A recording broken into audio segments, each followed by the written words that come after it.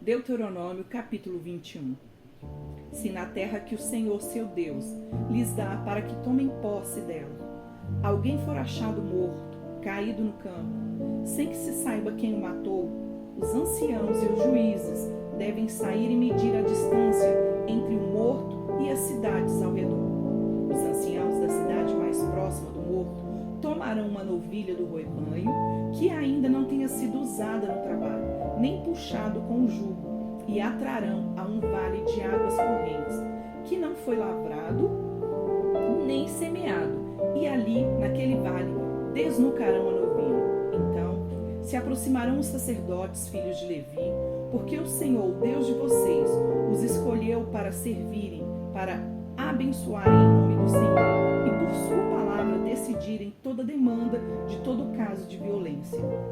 Todos os anciãos dessas cidades mais próximas do morto levarão as mãos sobre a novilha desnucada no vale e dirão: as nossas mãos não derramaram este sangue, e os nossos olhos não viram quem o derramou.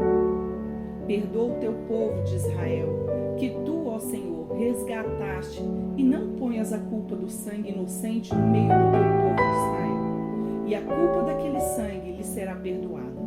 Assim, vocês eliminarão a culpa do sangue inocente do meio de vocês, pois farão o que é reto aos olhos do Senhor. Quando vocês saírem para fazer guerra aos seus inimigos, e o Senhor seu Deus os entregar nas suas mãos, e vocês fizerem prisioneiros de guerra, se algum de vocês vir entre eles uma mulher bonita, gostar dela e quiser tomá-la por esposa, deve levá-la para casa, onde ela raspará a cabeça, cortará as unhas, trocará a roupa que estava usando ao ser capturada. Ela permanecerá em casa e ficará de luto pelo pai e pela mãe durante um mês. Depois disso, você pode tomá-la. Você será o seu marido e ela será a sua mulher. E se você não gostar mais dela, deixe que ela vá para onde quiser. Você não pode vendê-la por dinheiro nem maltratá-la, porque a humilhou. Se um homem tiver duas mulheres, uma quem ama e a outra quem não ama, e as duas lhe derem filhos, e o primogênito for da que ele não ama, no dia em que repartir a herança entre os filhos, não poderá dar a primogenitura ao filho da amada, preferindo o filho da que ele não ama, que é de fato o primogênito. Pelo contrário, deve reconhecer por primogênito o filho da mulher que ele não ama, dando-lhe dobrada porção de tudo que possuir, porque aquele é o primogênito do seu vigor.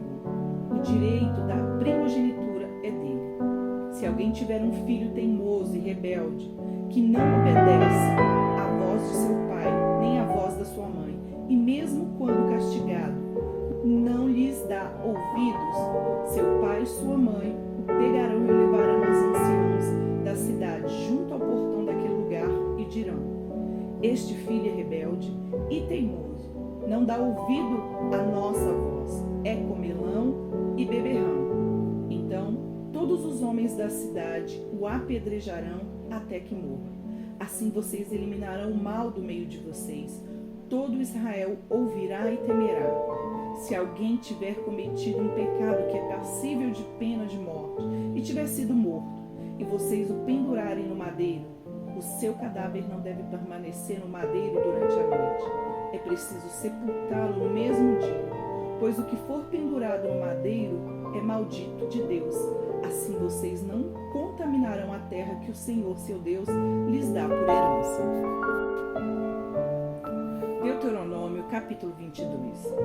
Se você notar que um boi ou uma ovelha de seu compatriota se extraviou, não se omita, mas, sem falta, leve os animais de volta ao dono. Se este não for o seu vizinho ou for alguém que você não conhece, leve os animais para casa e fique com eles até que o dono venha buscá-los. Então você os entregará a ele. Faça o mesmo com o jumento, com a roupa ou qualquer outra coisa que o seu compatriota perder e que você achar. Você não pode se omitir. Se você Se ele enxergar o jumento ou o boi que pertence ao seu compatriota caído no caminho, não se omita, sem falta, ajude-o a levantar o animal. A mulher não deve usar roupa de homem, e o homem não deve vestir roupa de mulher, pois quem faz isso é abominável ao Senhor seu Deus. Se no caminho você encontrar um ninho de ave, em alguma árvore ou no chão, com passarinhos ou ovos, e a mãe sobre os passarinhos ou sobre os ovos, não pegue a mãe com os filhotes. Você pode ficar com os filhotes, mas deixe a mãe ir livremente, para que tudo vá bem com você e para que você prolongue os seus dias. Quando você construir uma casa nova, faça um parapeito no terraço, para que você não traga culpa de sangue sobre a casa, se alguém de algum modo cair do terraço. Não plante outra semente na sua vinha, para que não se profane toda a produção, tanto da vinha quanto da semente que você plantou. Não lavre a terra com junta de boi e jumento.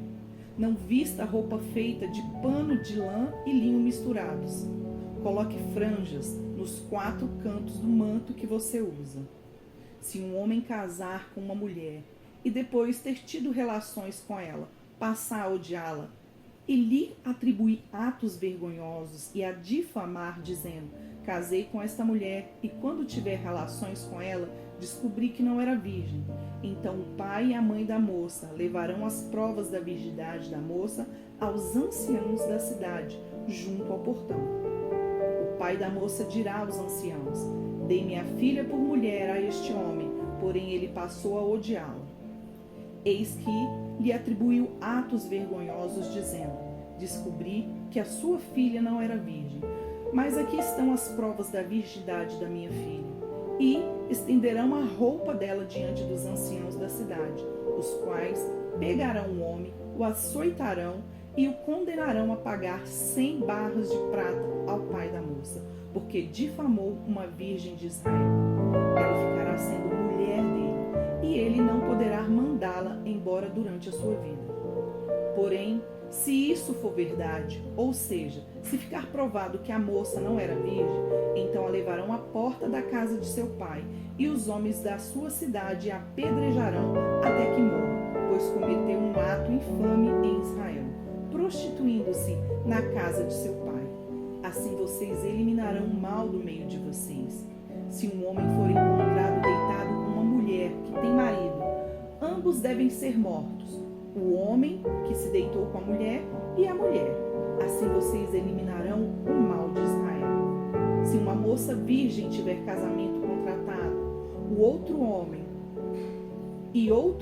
a encontrar na cidade tiver relações com ela, vocês devem trazer ambos ao portão daquela cidade e apedrejá-los até que morram. A moça, porque não gritou por socorro, estando na cidade, e o homem, porque humilhou a mulher do seu próximo.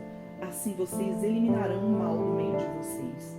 Porém, se um homem no campo encontrar uma moça que tem casamento contratado e a forçar e tiver relações com ela, então morrerá só o homem que teve relações com ela. A moça vocês não devem fazer nada. Ela não tem culpa de morte, porque este caso é semelhante ao do homem que se levanta contra o seu próximo e lhe tira a vida. Pois o homem encontrou a moça no campo. A moça que tinha um casamento contratado gritou, e não houve quem a livrasse.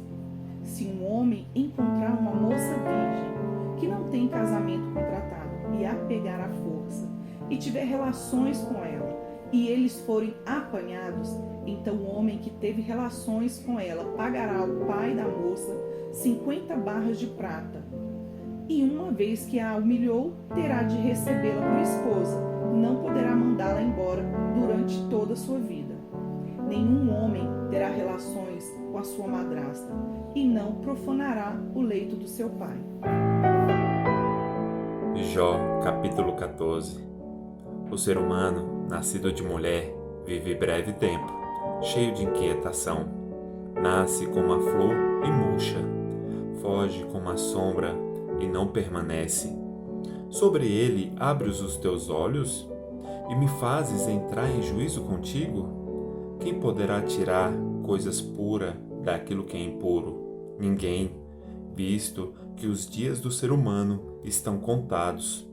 O número dos seus meses está nas tuas mãos. Traça-te limites além dos quais não passará. Desvia dele o teu olhar, para que tenha repouso, até que, como o trabalhador, tenha prazer no seu dia. Porque há esperança para a árvore, pois, mesmo cortada, voltará a brotar, e não cessarão os seus rebentos. Se as suas raízes envelhecerem na terra e o seu tronco morrer no chão, ao cheiro das águas brotará e dará ramos como a planta nova. Mas, se alguém morre, fica prostrado. O ser humano expira, e para onde vai? Como as águas do lago evaporam, e o rio se esgota e seca, assim o ser humano se deita e não se levanta. Enquanto existirem os céus, não acordará, nem será despertado do seu sono. Quem dera me escondesses na sepultura e me ocultasses até que a tua ira passasse. Quem dera me fixasses um prazo e depois te lembrasses de mim. Quando alguém morre, será que volta a viver? Todos os dias da minha luta esperaria, até que viesse a minha mudança. Tu me chamarias e eu te responderia. Teria saudades da obra das tuas mãos. E até contarias os meus passos e não levarias em conta os meus pecados. A minha transgressão estaria selada num saco e terias encoberto a minha iniquidades. Mas como um monte que desmorona e se desfaz, e a rocha que se move do seu lugar, como as águas gastam as pedras e as cheias levam o pó da terra, assim destróis a esperança humana. Tu prevaleces para sempre contra o ser humano, e ele passa. Mudas o semblante dele e o despedes. Os seus filhos recebem honras, e ele não sabe. São humilhados, e ele não percebe. Ele sente as dores apenas de seu próprio corpo, e a sua alma lamenta apenas por si mesma. Atos, capítulo 4, dos versículos 23 ao 37. Uma vez soltos, Pedro e João procuraram os irmãos e lhes contaram tudo os que os principais sacerdotes e os anciãos lhes tinham falado. Ouvindo isto, unânimes, levantaram a voz a Deus e disseram: Tu, soberano Senhor, fizeste o céu, a terra, o mar e tudo o que neles há. Disseste por meio do Espírito Santo, por boca de Davi, nosso pai, teu servo: Por que se enfureceram os gentios e os povos imaginaram coisas vãs? Os reis da terra se levantaram e as autoridades se juntaram contra o Senhor e contra o seu ungido. Porque de fato nesta cidade, Herodes e Pôncio Pilatos, com gentios e gente de Israel, se juntaram contra o teu santo servo Jesus, a quem ungiste, para fazerem tudo o que a tua mão e o teu propósito predeterminaram. Agora, Senhor, olha para as ameaças deles e concede aos teus servos que anunciem a tua palavra com toda a ousadia, enquanto estendes a tua mão para fazer curas, sinais e prodígios por meio do nome do teu santo servo Jesus. Tendo eles orado, tremeu o lugar onde estavam reunidos.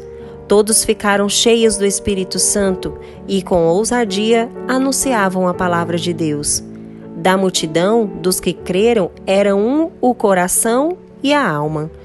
Ninguém considerava exclusivamente sua nenhuma das coisas que possuía. Tudo, porém, lhes era comum. Com grande poder, os apóstolos davam testemunho da ressurreição do Senhor Jesus, e em todos eles havia abundante graça. Não havia nenhum necessitado entre eles, porque os que possuíam terras ou casas, vendendo-as, traziam os valores correspondentes e os depositavam aos pés dos apóstolos. Então se distribuía a cada um conforme a sua necessidade. Então José, a quem os apóstolos chamavam de Barnabé, que quer dizer filho da consolação, um levita natural de Chipre vendeu um campo que possuía, trouxe o dinheiro e o depositou aos pés dos apóstolos. Curta, Comente E compartilhe.